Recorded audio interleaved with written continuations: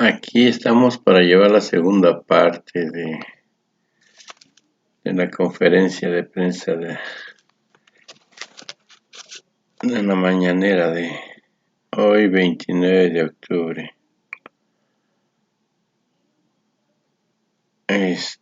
Se me hizo un poco tarde. Un saludo a Puebla, estamos transmitiendo de aquí de Puebla. Saludo a todos los poblanos, un saludo a todo México, a los paisanos de Guerrero, a Tetitlán, un gran saludo.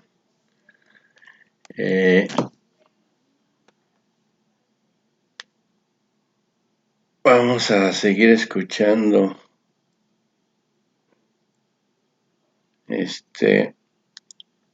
las preguntas que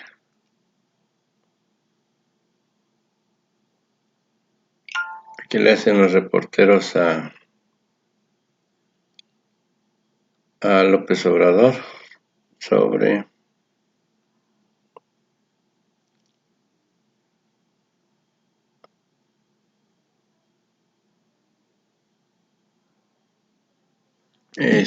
sobre los medicamentos. Un saludo a Exquisito Camacho, hoy es su cumpleaños. Ay, si lo ven, si hablan con él y ven este video por ahí, salúdenlo, felicitaciones. Vamos a escuchar a la segunda parte. El Partido Revolucionario Institucional propuso hace 2 días que el gobierno mexicano pagara la defensa del exsecretario de la Defensa, perdón, valga la redundancia, la defensa del exsecretario de la Defensa Nacional, el general Salvador Cienfuegos. Me gustaría conocer su opinión. Ellos argumentan que el gobierno mexicano debería defenderlo en virtud de una hoja de servicios impecable, a decir del Partido Revolucionario Institucional. Gracias. Mire, existe la asistencia consular cuando se trata de mexicanos que son enjuiciados, detenidos en el extranjero, se les apoya, hay asistencia consular, pero no se utilizan recursos para defender a ningún presunto responsable de delitos. Nomás eso faltaba. No, se está contemplando esa posibilidad. Yo creo que se está iniciando apenas el juicio y tanto el que acusa como el acusado van a presentar pruebas y si no hay elementos de pruebas, pues tienen que dejar en libertad, en este caso, al general Cienfuegos, y él también tendría la posibilidad de denunciar a quienes sin pruebas, sin fundamento, lo acusaron por los daños que le causen a sus familiares, a sus bienes y sobre todo por los daños morales que puedan ocasionarse. Entonces, hay que esperar nada más lo que se resuelva de estos asuntos, pero no se puede utilizar dinero del presupuesto para pagar la defensa a sinvergüenzas de los detenidos en Estados Unidos. De García Luna. Por último, presidente, los gobernadores de oposición, pues si bien han mostrado una postura más flexible, pues insisten en una reunión con usted y bueno, me gustaría saber si estaría dispuesto usted al diálogo para llegar precisamente a un acuerdo en torno a este asunto del presupuesto. Sí, claro que dialogamos, siempre y cuando no haya politiquería, porque imagínense que se utilice la investidura presidencial con propósitos partidistas. Tenemos que ser respetuosos de la investidura presidencial. No es un asunto personal, es un asunto que tiene que ver con la institucionalidad. De repente plantean de que no se les está dando dinero y que están proponiendo una ruptura con la federación. No hablo de que estén planteando separar a las entidades federativas de la República, sino que hay una inconformidad. Primero, ya lo dije ayer, no se les debe nada. Tómenla. Y qué bueno que está aquí el secretario de Hacienda. Nada. Deben ellos. Me gustaría que hoy mismo se informe a los estados donde los gobernadores están planteando que no les alcanza el dinero,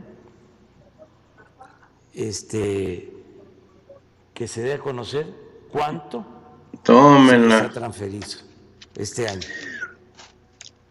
al gobierno de Jalisco, al gobierno de Chihuahua, a cada uno de los gobiernos. Son los panistas. ¿Cuánto? Michoacán. Se les ha entregado. Y Nuevo León. ¿Nada más? Tengo la cifra global aquí. Sí. De una vez, porque así el pueblo sabe. Hacer dos aclaraciones. En su total, con lo que hay dos mecanismos: el mecanismo directo de las participaciones federales, que viene de lo que se recauda, etcétera, y también de los ingresos petroleros.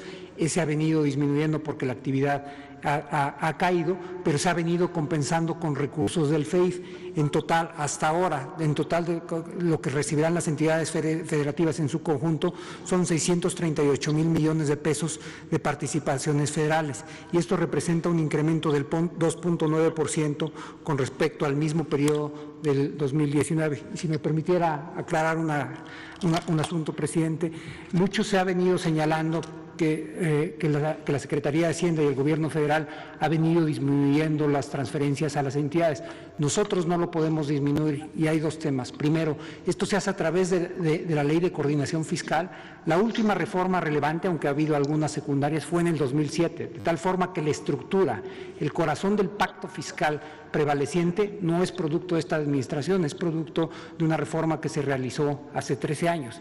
Y en segundo lugar, la reforma es extraordinariamente precisa en cuanto se transfiere. Tengo aquí la Ley de Coordinación Fiscal, y como pueden ver en su artículo 2, tiene fórmulas específicas matemáticas con sumatorias y con relaciones que determina cuánto va para cada entidad. No hay ningún margen de discrecionalidad entre lo que hace Hacienda, se sigue específicamente este mecanismo.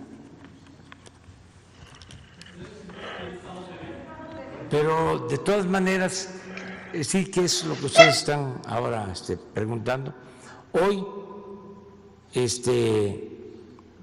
la Secretaría de Hacienda va a dar a conocer cuánto se le ha entregado a cada estado.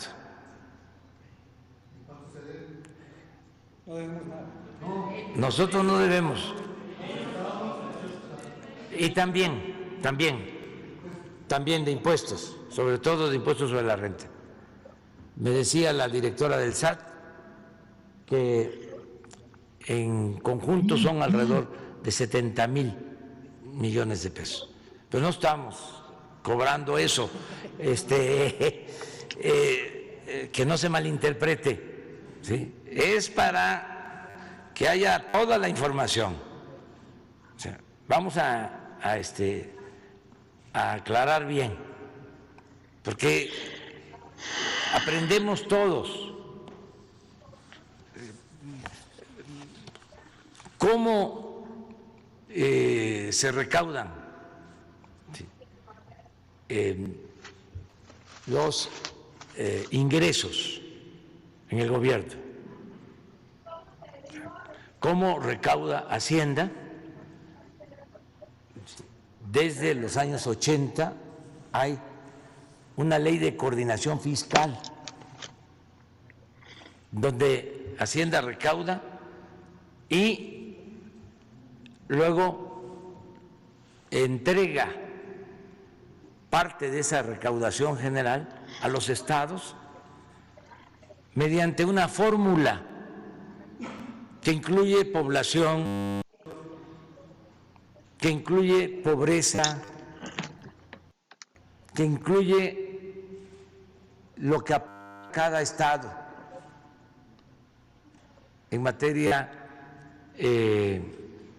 de su producción. Entonces, así se distribuye. Nosotros actuamos en función de esa ley de coordinación fiscal y se entrega de inmediato. No se demora la entrega, vamos a decir, les llega puntualmente el cheque o la orden de pago a cada estado. Y no han disminuido las participaciones en términos generales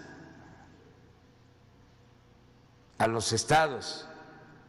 Ahora con la crisis se utilizó un fondo compensatorio de 70,000 millones. ¿Cuánto exactamente? Sí, tenía casi un poquito menos de 70,000 millones. Se ha utilizado casi la totalidad de ello y de hecho lo potenciamos para asegurarnos que se pudiera cumplir y que sobrara un poquito en caso de que las cosas se compliquen. Bueno, ese fondo compensatorio ya se les entregó. Se les ha venido entregando, sí, claro. No hay ningún adeudo. Ayer dije que era al revés. ¿Por qué? Porque algunos no han entregado lo que tiene que ver con la retención del impuesto sobre la renta, entre otros adeudos. Hay quienes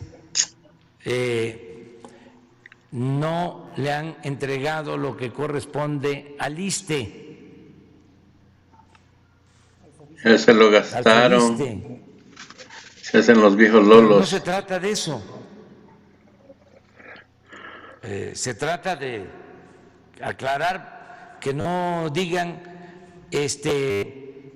la Federación no nos está enviando los recursos. Estamos cumpliendo. Todo esto para que la población de esos estados sepa que sí se les están entregando los recursos. Lo que maneja el gobierno federal también se entrega, nada más que ya se decidió entregar ese dinero de manera directa a la gente, sin intermediarios, porque si pasa por muchas instancias, a veces no llega a el beneficiario, se queda en el camino. Hay moches, aparecen carreteras terminadas que nunca las hicieron. Sí, es cierto. Y muchas obras así. Entonces, por eso es a todos los adultos mayores del país, su pensión les llega de manera directa. Las becas de manera directa. El mantenimiento de las escuelas, que antes pasaba por muchas instancias y no se hacía nada en las escuelas, ahora directo a la sociedad de padres de familia. Todo así. Pero también hay una cosa importante. Esta ley de coordinación fiscal que se aprueba por consenso, entonces, se ha venido reformando para ajustar la fórmula del reparto.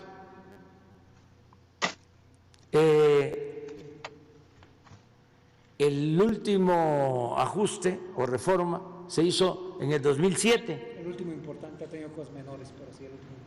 2007. Y en ese entonces hicieron un acuerdo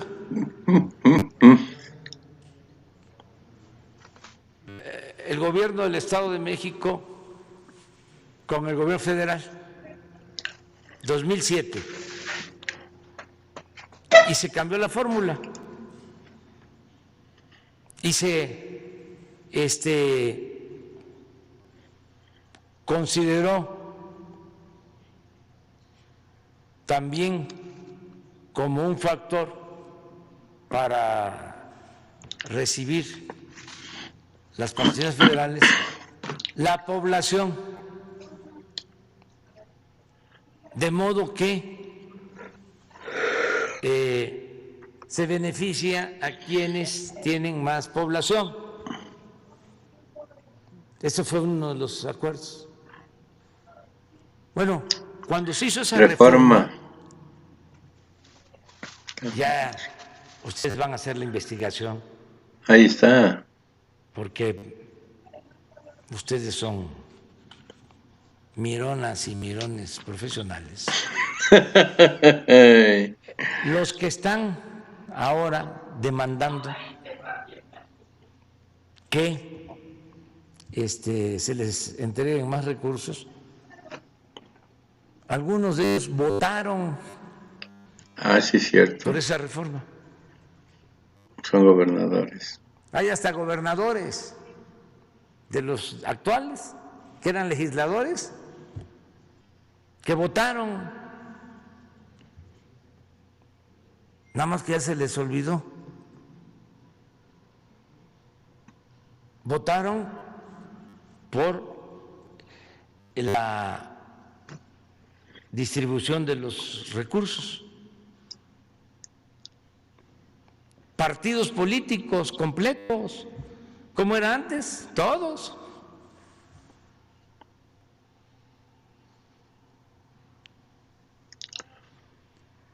Entonces, no se vale que quieran engañar a la gente. Miles. Si se requiere una nueva reforma, pues tendría que buscarse un consenso, porque si el gobernador de Nuevo León dice yo tengo derecho a recibir más, El Bronco. pues va a haber que quitarle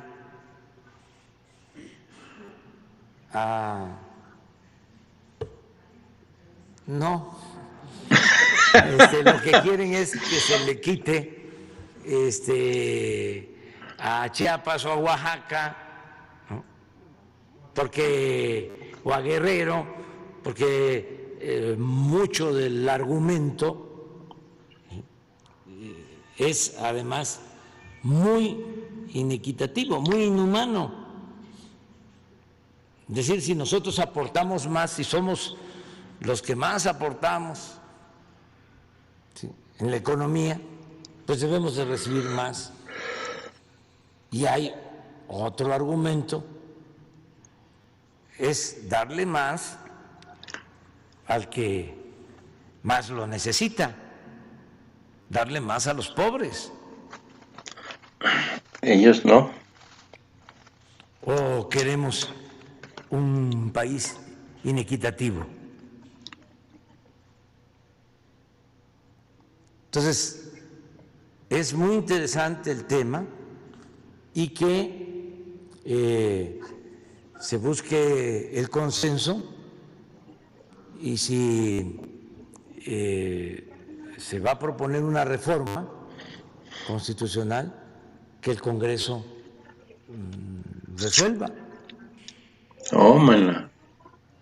Desde luego, también si se va a proponer en la reforma quitarle recursos al gobierno federal, pues no lo vamos a permitir. Pues ¿cómo? Si ahora, como nunca, la gente está recibiendo apoyos del gobierno federal de manera directa, cuando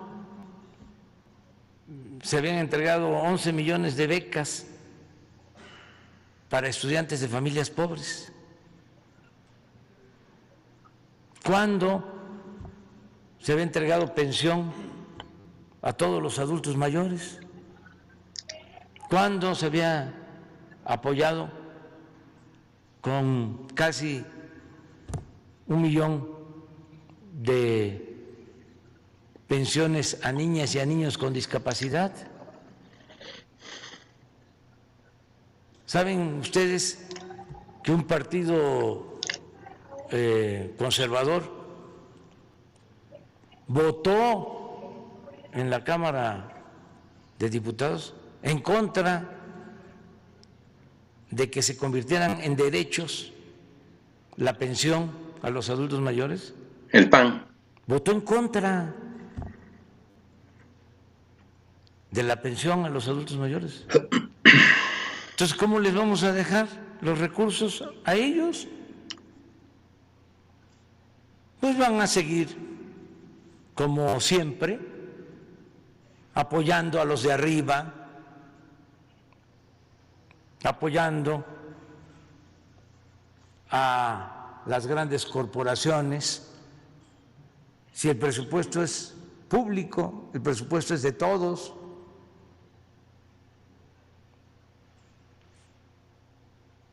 Y nosotros estamos haciendo un esfuerzo también de austeridad,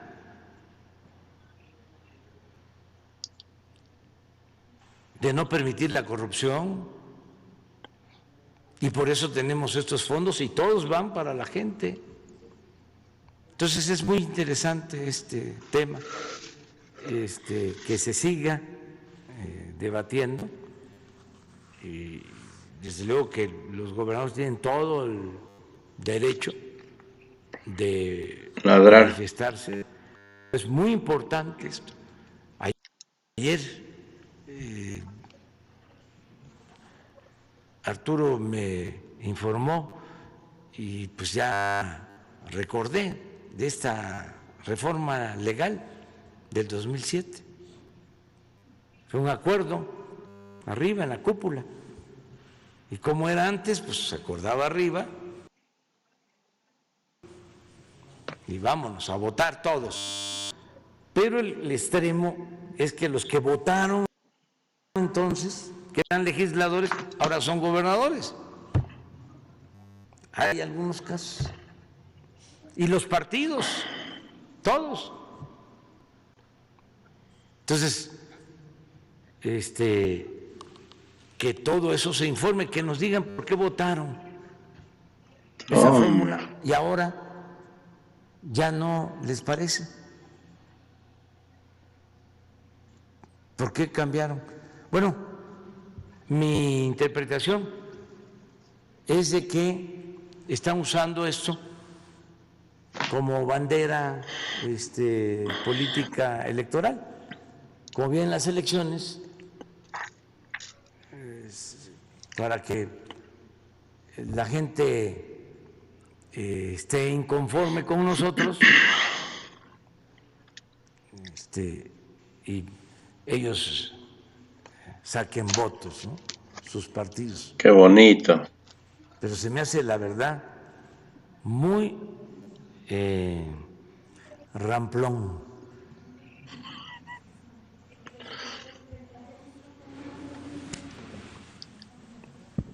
Gracias, señor presidente. Sandra Aguilera, de Grupo Larsa Comunicaciones. Presidente, en marzo del 2019, una juez dictó la primera sentencia condenatoria por un delito cometido en contra de la libertad de expresión en México, un hecho histórico. El sentenciado Carlos Mimensa es un empresario de Quintana Roo que se hizo multimillonario al amparo del poder de gobernadores priistas, como el exgobernador Roberto Borges. Sin embargo, el millonario sentenciado contrató un despacho de aquí de la Ciudad de México, cuyos miembros se jactan de tener muchos amigos en nuestro máximo tribunal. Y sin mayores elementos jurídicos a todas luces improcedente, promovieron un recurso para tratar de impedir la ejecución de la sentencia condenatoria, por lo cual debemos de estar atentos a que se resuelva en la Suprema Corte. Ayer, señor presidente, esta persona dio una conferencia, no sé si usted sepa de eso, donde lo emplaza a usted, que si en 48 horas no atiende sus demandas de destituir a unos funcionarios, desatará una guerra en Quintana Roo aliándose con narcotraficantes. No sé si usted tenga conocimiento de esto. Mi pregunta es, ¿qué le responde a la amenaza de este empresario y a su prepotencia? ¿Piensa usted que la lucha de la anticorrupción debe de ser general? Y si su gobierno está dispuesto a cuidar todos estos actos sin importar el nivel de gobierno. Gracias, presidente. Sí, pues mire, yo no entro en polémica, sencillamente vamos a seguir combatiendo la corrupción, vamos a desterrar la corrupción de México. Ese es el ideal, la utopía, el bello ideal, lo que nos hace caminar, limpiar de corrupción el país, purificar la vida pública. Ya lo he dicho muchas veces desde la campaña, y no se le daba la importancia que tiene. Hablaba yo de que el principal problema de México es la corrupción y que había que llevar a cabo la transformación para erradicar, eliminar la corrupción. Y siempre se hablaba de que el problema era la falta de educación, el problema de México la inseguridad, el problema de México la falta de oportunidades de trabajo. Sí, todo eso. Pero lo que originaba la falta de trabajo, la violencia, la falta de acceso a la educación, a la salud, era la corrupción imperante. Es una peste, es lo peor que hay. Y esto no se tomaba en cuenta, ni en la academia. Busquen ustedes en la edición de libros en lo editorial. ¿Cuántos libros hay durante el periodo neoliberal? ¿Cuántos se hicieron hablando del tema de la corrupción? Hagan esa investigación. No existía la palabra, el término, el concepto en el discurso, siendo algo tan grave. Yo llegué a decir que era una decadencia, que era más que una crisis lo que se padecía en México. Y es lo que estamos viendo. Fue un proceso de degradación progresivo, no solo económico, fue político, social, de pérdida de valores. Por eso, toda esta descomposición actual. ¿Y cómo se enfrenta una decadencia? Pues con una transformación, no hay más.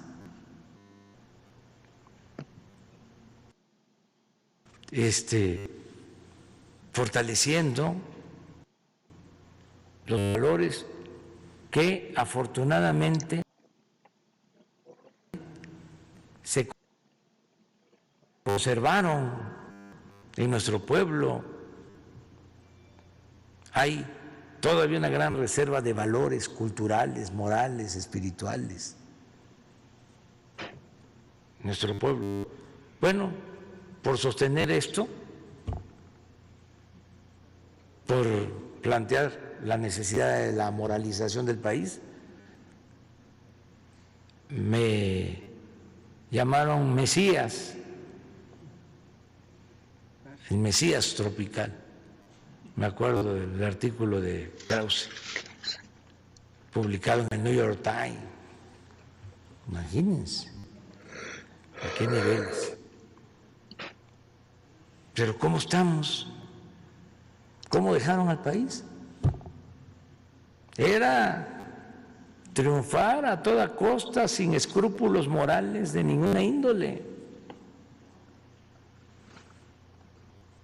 El que no tranza no avanza. La moral es un árbol que da moras y que sirve para pura. Eso era lo que querían. Cuando se llega a decir que la corrupción era parte de la cultura del pueblo de México, imagínense. Peña Nieto. Pero no lo dijo un articulista de Reforma o del Universal o un ciudadano, un académico. Lo dijo en ese entonces el presidente de México.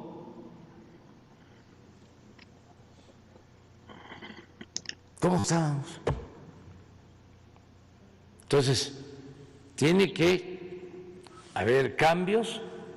Hay quienes pues no lo entienden,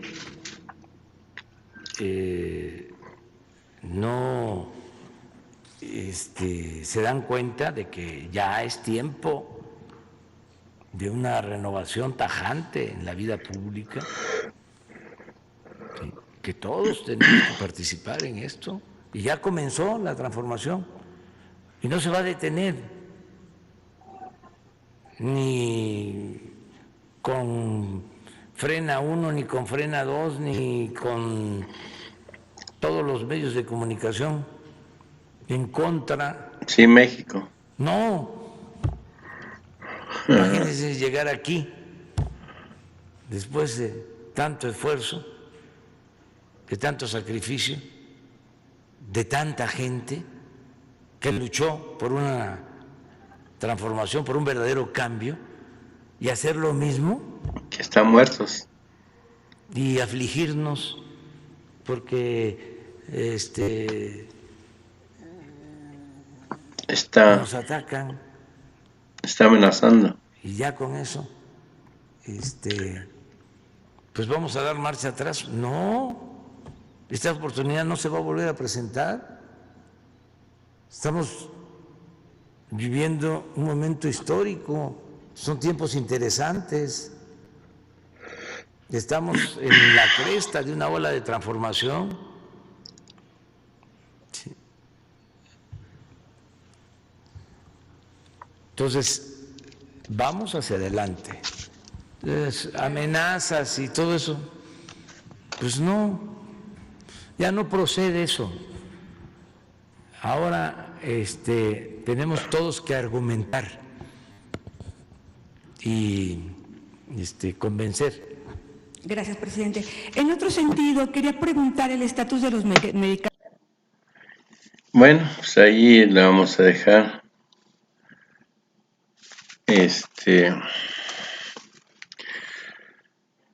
Pues ahí está, ya escucharon a los gobernantes de la Alianza Vil Mentirosos. Lo van a exhibir, cuánto le dieron, qué estados deben todavía.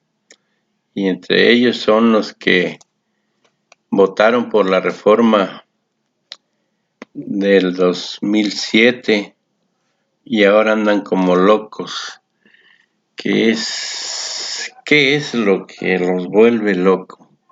Pues en realidad yo pienso que es el que no tienen en sus manos todo ese dinero que se va directo al pueblo, que se va directo a los adultos mayores, a los campesinos, a los jóvenes construyendo el futuro, a los campesinos que están sembrando vida, a las becas, a los adultos mayores. Eso es lo que en realidad están locos, desquiciados. Por aquí voy a sacar lo de que están invitando a la marcha el día 8 de noviembre. Están invitando a la marcha en Jalisco.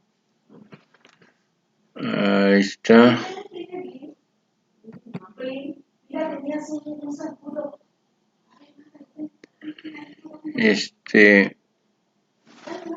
Para que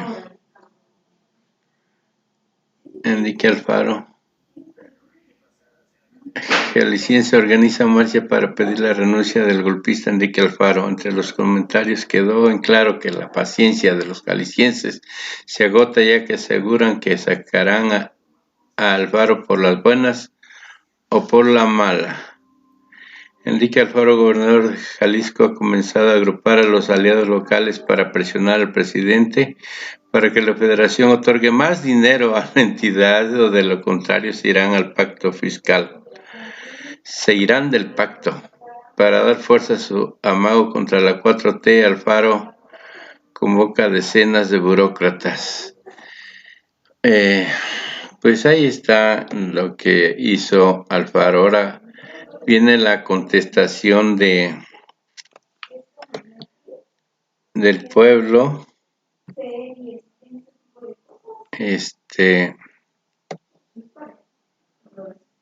convocando al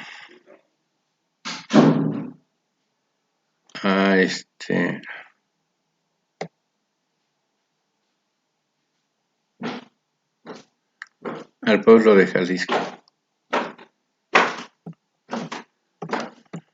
No lo encuentro.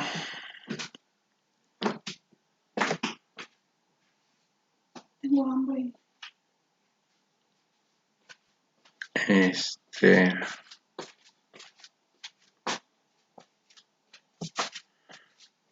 Pues ahí está.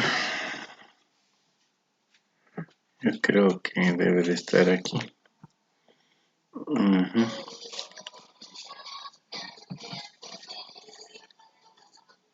Vamos a ver si es esta. Pues sí es.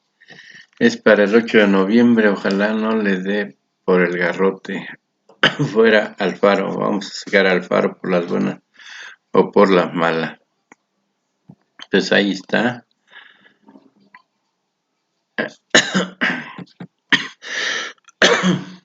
Pues eso es. Ya convocan en redes a movilización contra el independentista de Jalisco, Enrique Alfaro, el 8 de noviembre. Ojalá no le dé por el garrote. Bueno, aquí le dejamos. Me despido. Tengan bonita tarde, porque ya son las 2. Suerte. Un like, por favor, una suscripción. Lo agradecería. Hasta luego.